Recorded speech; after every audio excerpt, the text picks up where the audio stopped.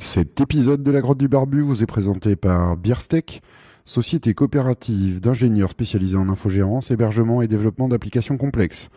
Rural Lab, laboratoire rural de fabrication numérique à Néon-sur-Creuse, et le Shop du Barbu, des objets uniques pour des gens uniques. Salut les barbus et bienvenue sur ce nouvel épisode de la Grotte du Barbu, épisode 121, suture automatique. C'est parti bordel de merde.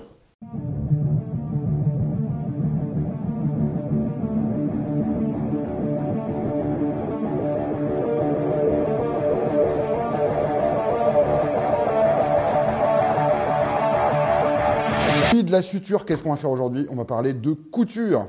La couture, c'est bien, c'est barbu. Celui qui dit que c'est pas barbu, il se prend des baffes. Qu'est-ce qu'on va faire aujourd'hui? On va faire mumuse avec Josette, ma nouvelle machine à coudre, mon ancienne nouvelle machine à coudre même. Qu'est-ce qu'on va faire avec Josette? Déjà, je vais prendre un sac que j'ai récupéré, que l'ami Vincent, qui a un pseudo Twitter complètement imprononçable, m'a filé en même temps que plein de matos pour le Rural Lab.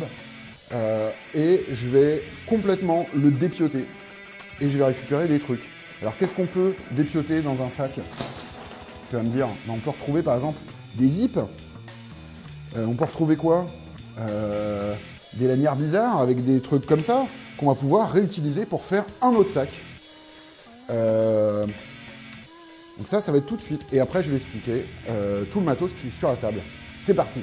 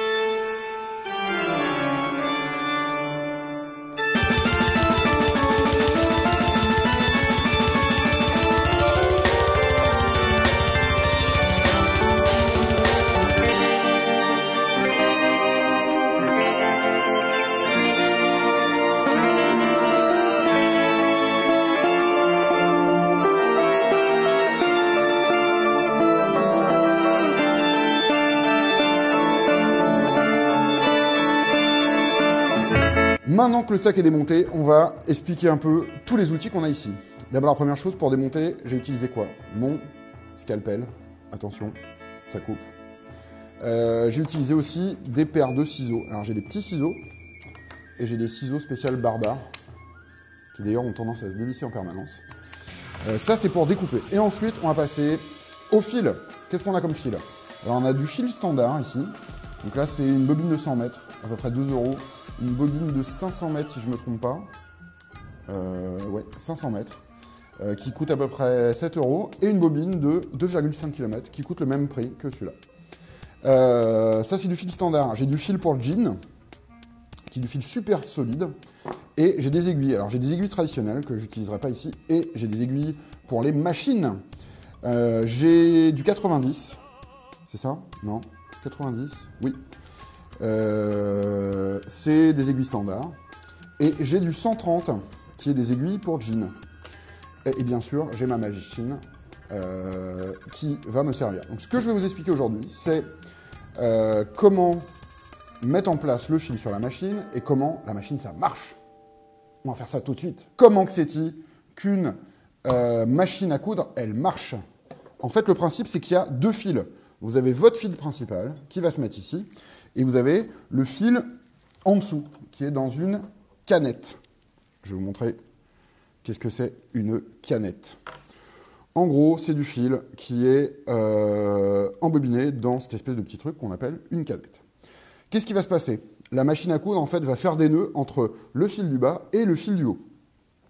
Donc, on place notre fil dans la canette. Je montre à cette caméra-là. Et ensuite, on vient placer le fil dans le petit truc ici. Et ensuite, je vais placer ma canette dans la machine. Pour l'instant, c'est super simple. Ensuite, avec ce fil-là, et j'espère que la caméra va tout prendre, il faut qu'on fasse le chemin standard du fil. D'une machine à l'autre, ça change. Alors ici, on le passe là. Ensuite, on le passe... Bien sûr, je ne l'ai pas bien passé. Ici. On le passe ici. On le passe dans cet endroit. C'est là c'est ça qui va régler la tension du fil. Hop. On le remonte. On le passe dans la petite boucle. Je tire un peu. Hop.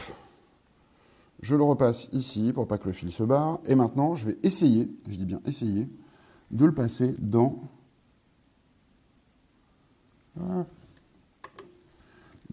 le chat de l'aiguille. Pourquoi ça s'appelle un chat? J'en ai aucune idée. Et alors là, vous le voyez, en fait, il y a 2 passages supplémentaires du fil. Donc, je le fais passer là et je le fais passer ici. Hop.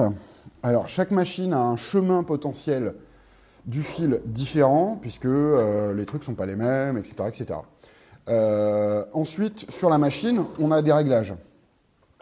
Ici, c'est le réglage de la profondeur et donc de la traction du... Je ne sais pas comment on appelle ça, un chenillard, je vais appeler ça. Ici, on a la largeur du point. Est-ce que le point est tout droit ou est-ce qu'il fait des zigzags? Et ici, on a le positionnement. En fait, on le verra peut-être, ou pas. Je vais te diriger par là. Voilà. Ici, on a le positionnement de l'aiguille, c'est-à-dire par rapport au sabot, est-ce qu'il est au milieu, sur la gauche ou sur la droite. Et ici, on a la longueur du point, avec ici la marche arrière. On va mettre en place tout ça. Alors, à savoir que cette machine m'a coûté 0 €, puisque j'ai récupéré à la déchetterie. La seule chose qui manquait, c'était la plaque d'aluminium qui vient ici. J'ai fait un espèce de mock-up en carton. Je vais garder le carton, parce qu'honnêtement, je n'ai pas besoin de faire le truc en alu. Je le ferai si un jour j'ai le temps et si j'ai envie. Donc maintenant, on a un fil qui est au-dessus et le fil de la canette qui est en dessous. Ce que je fais, donc, je vais tenir le fil ici et je vais actionner manuellement mon fil qui va aller faire le premier nœud et donc je vais pouvoir aller chercher le fil qui est dans la canette. Okay, donc celui-là, c'est le fil de la canette et celui-là, c'est le fil du haut. Est-ce que tout le monde a compris? Non, c'est pas grave. Maintenant, on va faire un test, voir si tout s'est bien passé. Alors, une chose qui est importante, c'est la base, apparemment, de la couture avec la machine, c'est le réglage de la tension du fil du haut et du fil du bas. Si jamais vous voyez qu'il y a des nœuds, en fait, le nœud se fait normalement, je vais vous montrer, ici, le nœud, en fait, se fait à la jointure entre les 2 tissus, c'est-à-dire il se fait à l'intérieur des 2 tissus. Si jamais, comme ici, vous voyez des petits fils qui remontent, ça veut dire que soit votre fil du haut est trop tendu, soit il n'est pas assez tendu, soit c'est le fil du bas. Donc, vous faites des tests, vous recommencez jusqu'à avoir une tension correcte. À savoir que si vous changez d'aiguille, vous changez de fil, normalement, il faut refaire votre tension. On va faire un test. Hein, Roman, monsieur Grosman? On va faire un test. Alors, je place mon tissu, je descends mon pied de biche, je ne sais pas comment on va appeler ça autrement. Alors, on ne le voit pas ici, mais j'ai une petite pédale qui est en dessous, qui va me permettre de... Alors, j'actionne au début à la main pour voir si ça se passe bien. Ça a l'air de bien se passer.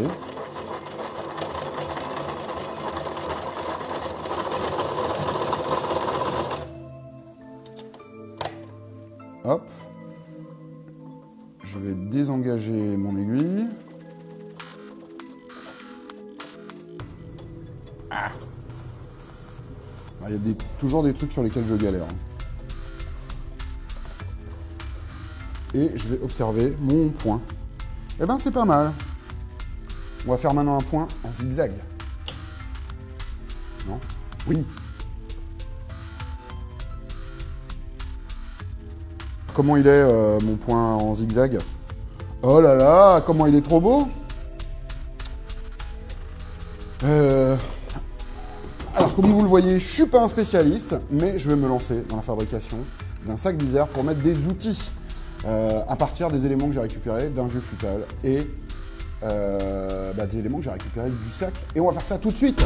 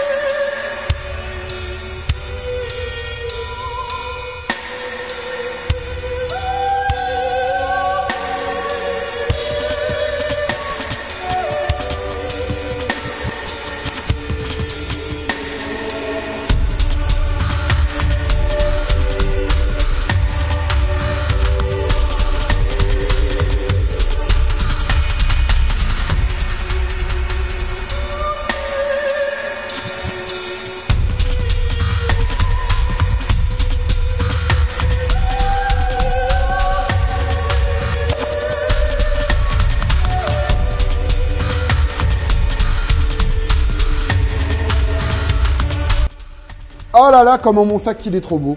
Oh là là, première tentative, quelques fails. J'ai réussi à péter une aiguille en passant sur le zip, ce qu'il ne faut pas faire apparemment. Et j'ai profité de la connaissance de Camille et de Patricia qui sont venus à l'atelier spécial couture samedi dernier au Rural Lab, qui m'ont montré quelques trucs et j'ai réussi à finir mon sac. Alors le sac basique, une poignée que j'ai récupérée sur l'ancien sac et des zips aussi que j'ai récupérés sur l'ancien sac. Et ça va me servir à quoi? Ça va me servir à mettre mes super outils que je trimballe tout le temps dans mon joli sac.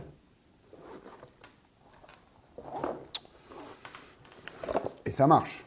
Alors c'est pas beau, c'est pas droit, c'est moche, il y a plein de fils qui traînent partout, j'ai dû m'y reprendre à 25 fois, mais j'ai réussi ma première création, mon giga sac, pour mettre mes outils à l'intérieur. Comme d'habitude, bien sûr, des questions, des insultes. lagrottedubarbu@gmail.com, sur Twitter @lagrottedubarbu, le groupe Facebook, enfin la page Facebook sur laquelle je vais jamais, la page Google+, où vous pouvez poser des questions à plein de barbus et mettre plein de trucs. Si vous êtes une spécialiste, une ou un spécialiste de la couture, n'hésitez pas à partager vos connaissances avec vos amis et frères barbus, frères ou sœurs. La couture, c'est vraiment cool. Moi, j'aime bien ça. Si vous êtes intéressé, allez voir le mécanisme d'une machine à coudre. Vous allez voir, c'est complètement hallucinant. Je suis encore super nul, je vais m'améliorer. Et mon but à terme, ça va être de me faire mon propre futal. On n'y est pas encore, mais on y travaille. Que la barbitude soit avec vous et à bientôt.